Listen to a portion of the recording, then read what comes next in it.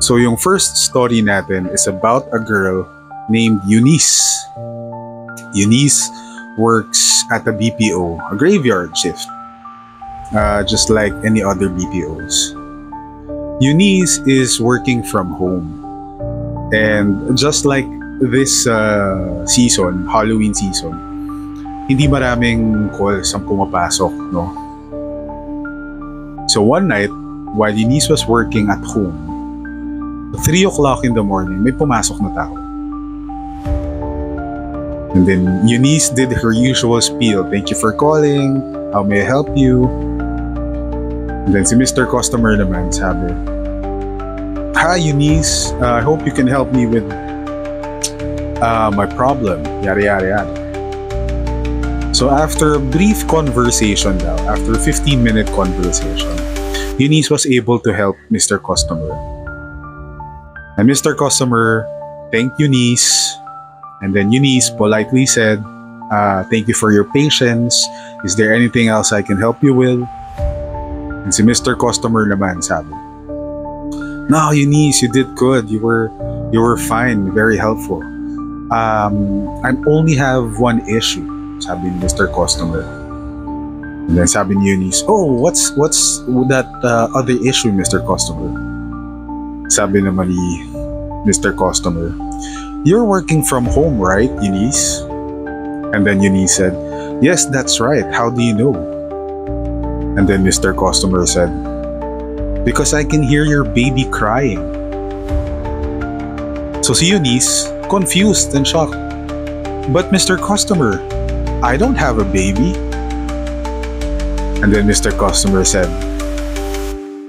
what are you talking about? I can hear your baby crying. It's so loud. It's so close to our ears. It's as if the baby's right beside you. Alright, so part 2 naman tayo for our Halloween special. This story is a bit famous on campuses, no? Campuses and universities. It happened on an all-girl campus. And for the sake of the story, ang bida sa kwento ay si Nikki. Sige, Nikki. Si Nikki, high school. Isa si Nikking high school sa isang all-girls na lumang all-girls Catholic school. So itong si Nikki, naiwan sa school isang araw nang medyo hapon na. And then you can imagine, the campus is really old. It's para siyang cathedral kasi nga all-girls and then Catholic school siya.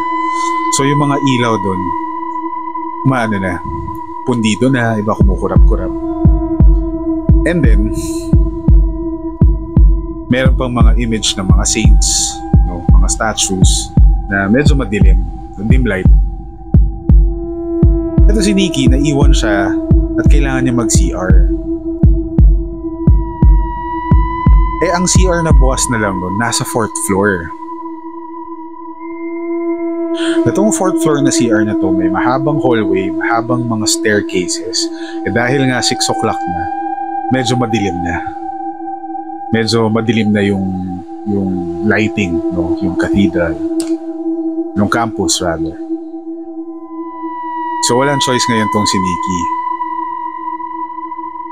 Kailangan niyang pumunta sa 4th floor para mag-CR. So pumunta siya.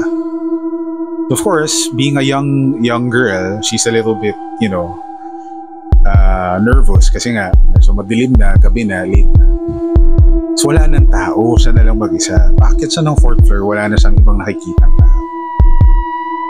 So yung footsteps niya nag-i-echo sa hallway. At madilim pa yung hallway, kumukurap-kurap pa yung ilaw. So kabado na siya at this point.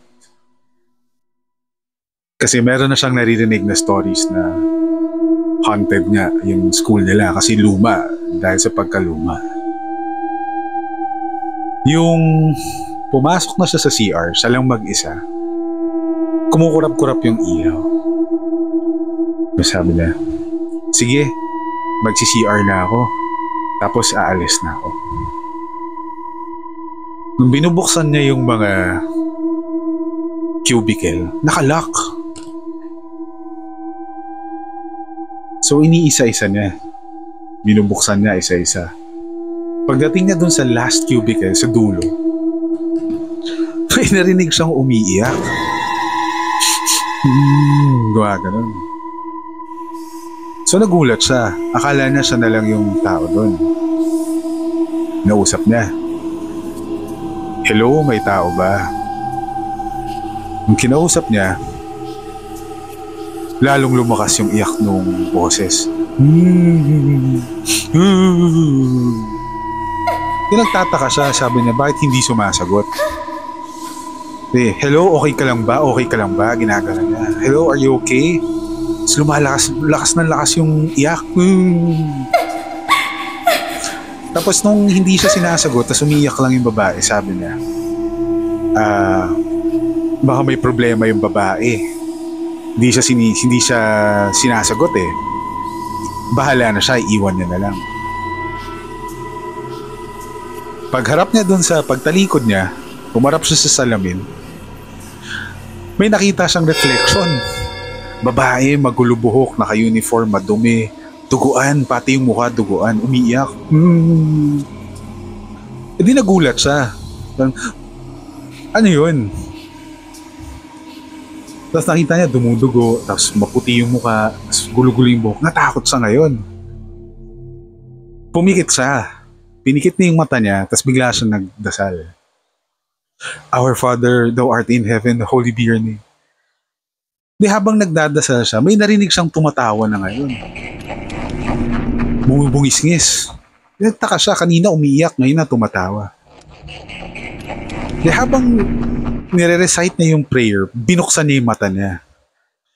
Pagkabukas na ng mata niya, nakita niya yung babae na umiiyak. Nang gulo-gulo ng buhok, duguan, nasa tabi niya na, tumatawa, at nagre-recite din ng Our Father, thou art in heaven, holy be your name. And that's the end of story part 2. Stay tuned for story part 2. Alright, so our third story was submitted by a YouTube user called Dr. Quirky. Dr. Quirky. Right? Itong story na to na sinubmit ni Dr. Quirky galing sa UST. Okay? So I take it that Dr. Quirky might have been a med student sa UST. Maybe a doctor na siya ngayon. Hence the name, I don't know.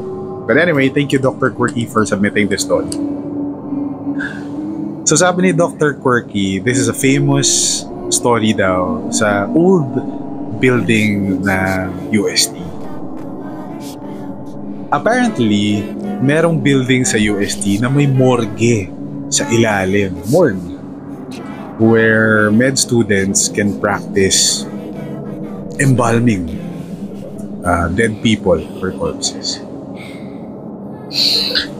So, the story goes na merong isang med student na naabutan nga siya ng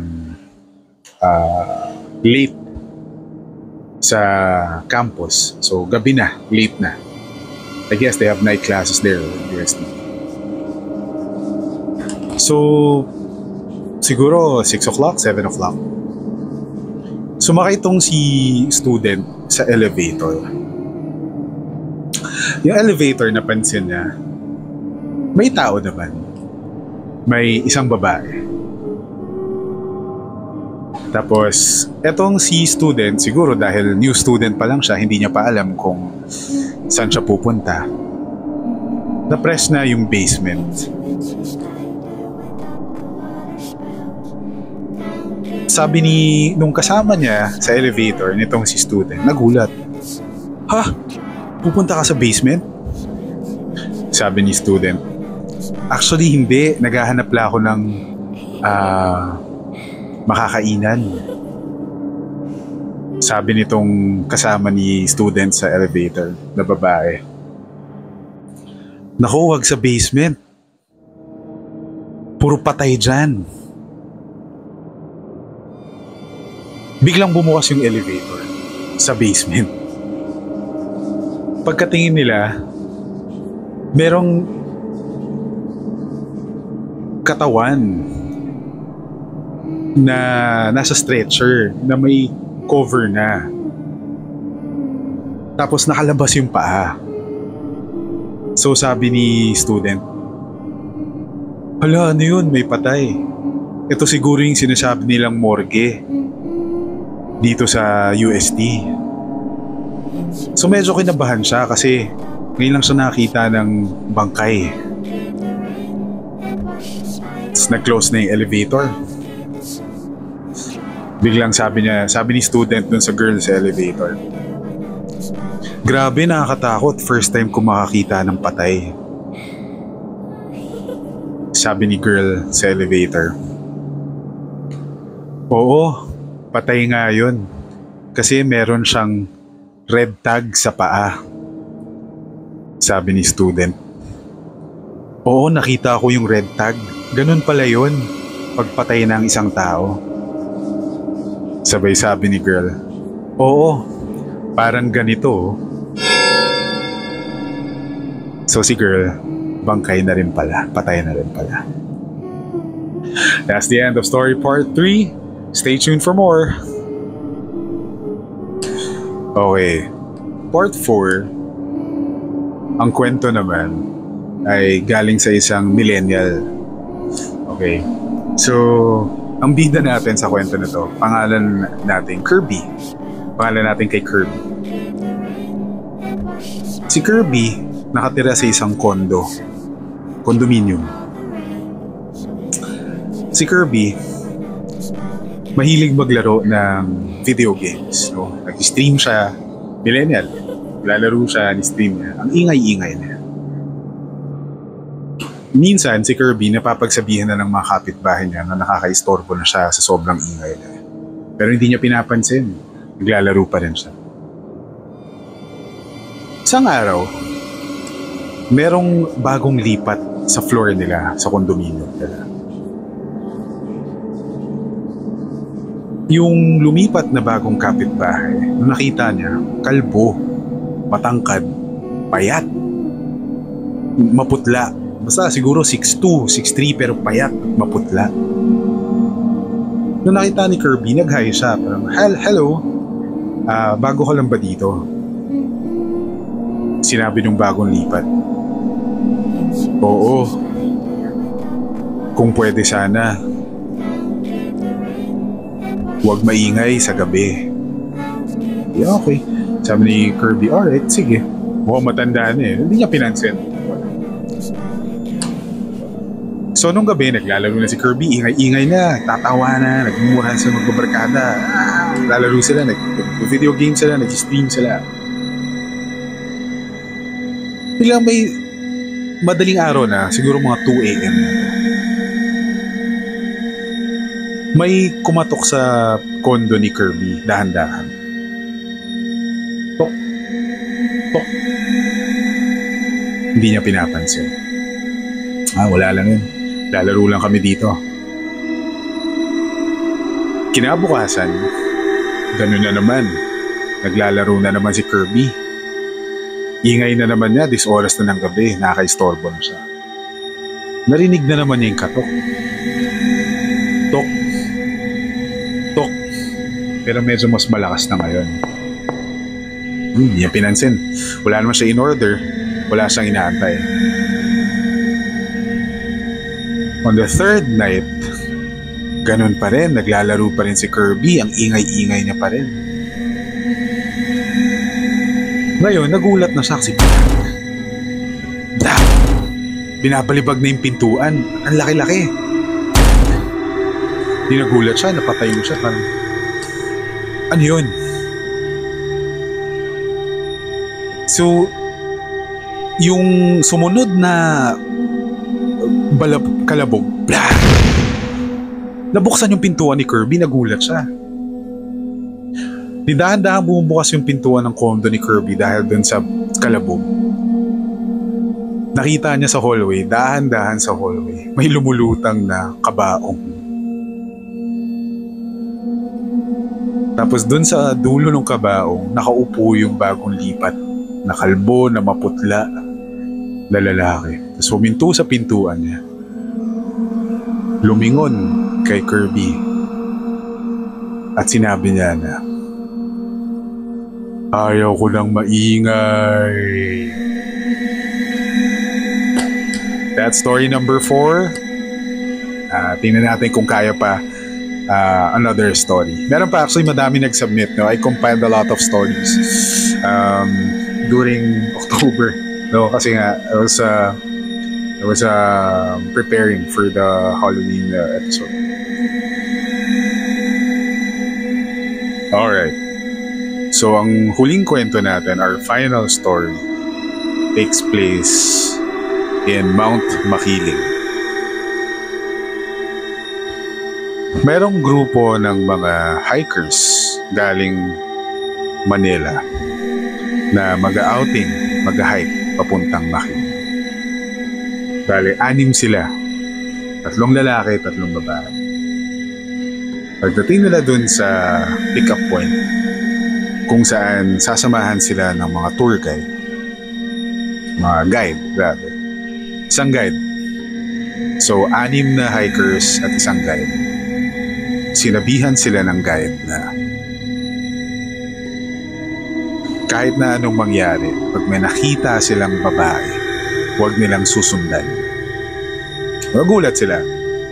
Yung normal na huwag magtapon, mag-stretching, nagulat sila. Bakit sila sinabihan na pag may nakita silang babae hindi nila kilala, huwag nilang susundan?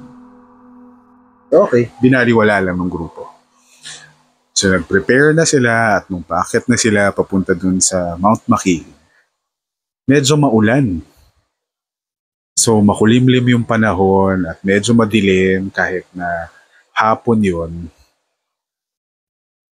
Tumuloy pa rin sila. Nag-trek pa rin sila. Mamaya-maya, lalong lumalakas yung ulan. Itong mga hiker na to, maingay sila. Maingay. So, winarningan sila ng guide. Sabi sa kanila ng guide, huwag po kayo masyadong maingay kasi baka magambala yung mga nananahimik na espiritu. Dahil nga, galing sa Manila at mga bagets pa itong mga to, hindi nila pinapansin at yabang na yabang pa sila. Ganito ganyan. So, wala nang nagawa si guide kundi umiling na lang. Maya-maya, palakasan ng palakas yung ulan. Wala silang choice kundi sumilong sa isang puno. Nung nandun sila sa puno, ang ingay-ingay pa rin nila. Nasa sila? Nasa deep in the heart of the mountains. Ingay-ingay pa rin nila. Ngayon, yung guide, nagpapanik na. Masyado na kayong maingay. Sabi ng guide. Itong hikers ng mga bagets, wala silang pakialam. Parang, wala kaming pakialam. Ngayon, out of nowhere, bigla silang may nakitang babae na nakaputi. Naglakad sa harapan nila. Itong babae na to, sobrang ganda raw. Makinis yung kutis, mahaba yung buhok, itim, tapos parang lumulutang. Nagulat silang lahat. Pati yung guide nagulat. Sinabi ng babae, anong ginagawa niyo dito? Iniistorbo niyo mga nananahimik na kaluluwa at espiritu. Gulat ngayon yung mga hikers tsaka yung guide. Parang yung guide, alam niya na si Mariang Makiling nga yung nagpakita sa kanila. Pero yung mga guide, ay yung mga hikers, wala silang imik. Ngayon, isa dun sa mga hikers naglakas ng loob. Sinabi niya, sino ka ba? Pagkasabi niya ng sino ka ba, yung babae daw na maganda at medyo maladiwata, biglang nagmukhang masungit na may pangil na puro kulubot yung mukha. Tapos sumigaw, umalis na kayo dito! Tapos ang tulis ng kuko, ang tulis ng pangil. ang sungit ng mga mata, tapos yung buhok nakatayo. Sumigaw, ang lakas daw, ang lakas. Na wala na nagawa yung mga hikers, tumakbo na sila kasama. Yun yung kwento ni Mayang Maki. So that's it for our Halloween special.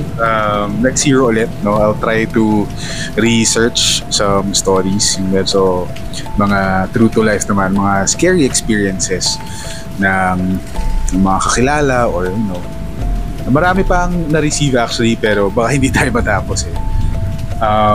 If I do decide to make a second part, baka sa November 1 na siya ma-release.